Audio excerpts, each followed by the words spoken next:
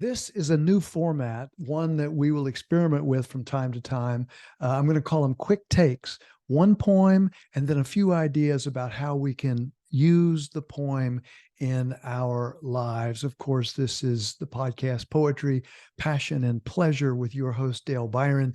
This is the place where we use poetry in rather non-traditional ways, again, to help us in our everyday normal lives. So here's the thing that I was thinking about today, and that is I have spent a fair amount of time, a lot of time actually, in my life, in my career, and in my teaching, helping people with relationships, making them stronger in one sense, and of course, not sabotaging them on the other. And I have a poem which I think is I've used many, many times over the years for the purpose of having us strengthen our relationships, and I want to bring that to you today. It is a poem by the great Israeli poet Yehuda Amichai, and it's called, this will give away the theme, The Place Where We Are Right. The Place Where We Are Right by Yehuda Amichai. The poet died some years ago, again, Israeli poet, and this translation is by Channa Block and Stephen Mitchell. Let's get right into the poem and then how we might use it in our lives. Okay, the place where we are right. From the place where we are right, from the place where we are right, flowers will never grow in the spring. From the place where we are right, flowers will never grow in the spring. The place where we are right is hard and trampled like a yard. The place where we are right is hard and trampled like a yard. But doubts and loves dig up the world. But doubts and loves dig up the world like a mole, a plow, and a whisper will be heard in the place where the ruined house once stood. It's our certainties that crucify. It is our certainties that crucify. Our doubts and our loves dig up the world, and the flowers can then grow. I love that last stanza. It's our certainties. It's our certainties that crucify. Our doubts and our loves dig up the world, and the flowers can then grow. I love the way the poet Yehuda Amichai turns that around and talks about the amazing benefits of doubts and puts them together with our loves.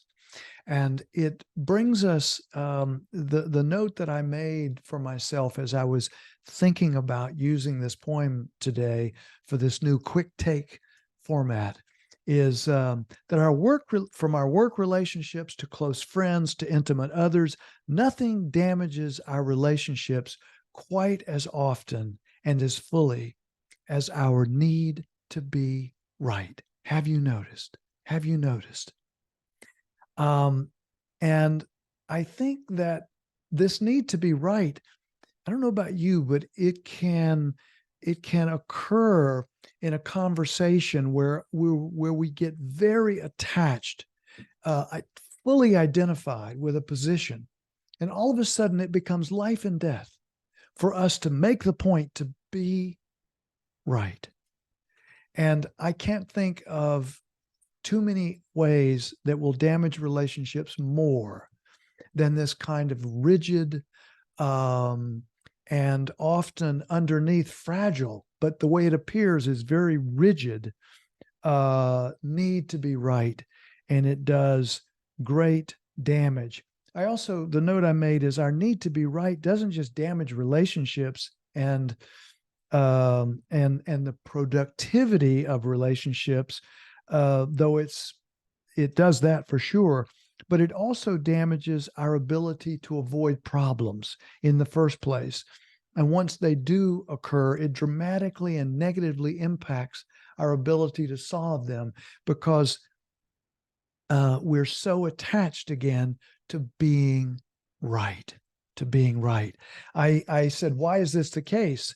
Actually, I said, because we often don't even see our most difficult challenges as they barrel down the highway toward us.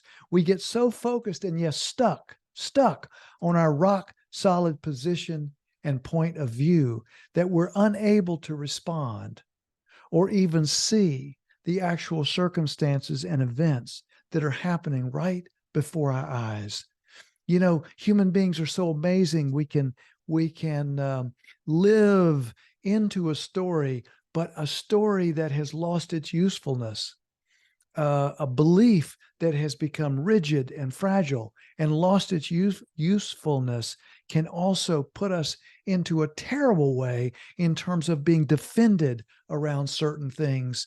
And particularly with, again, in our closest relationships, this can be so damaging.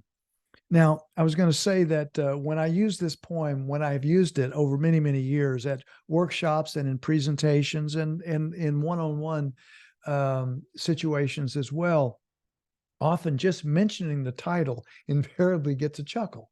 The place where we are right, and we immediately have a little chuckle.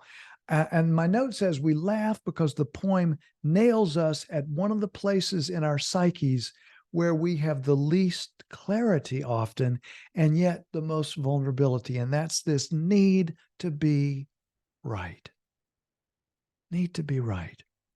This is why this poem makes such a great search and rescue tool for our hearts and souls.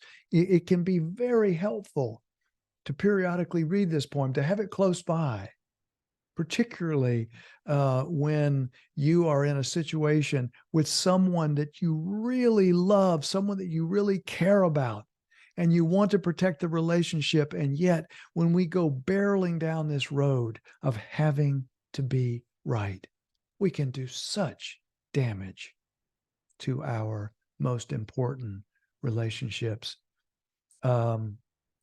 Said another way, this poem helps us recover our mindfulness and sense of belonging to ourselves, to the world, and to the world, just by admitting that we may not always be right.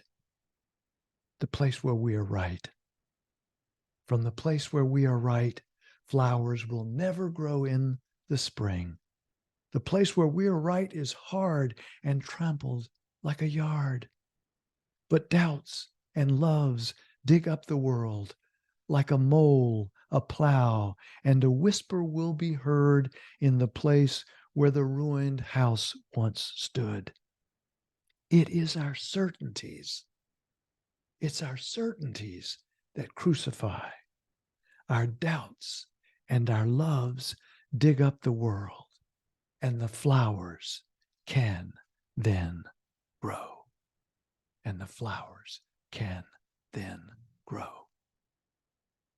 Poetry often, good poetry, often helps us get a glimpse at our lives from way high up, kind of a meta glimpse, so that we can see when we are being defended, when we are needing to be absolutely right, and feeling rigid and fragile in our identity in some way around some position or belief that we feel like we have to protect. This poem reminds us that it is our certainties that can often crucify. Our doubts and our loves dig up the world, and the flowers can then grow. Well, good luck using that poem, and I hope you have enjoyed this podcast. That is a wrap. Like, comment, refer, of course. And I'd love to know. Send me a note. Put it in the comments. What tools do you use to break that being right logjam?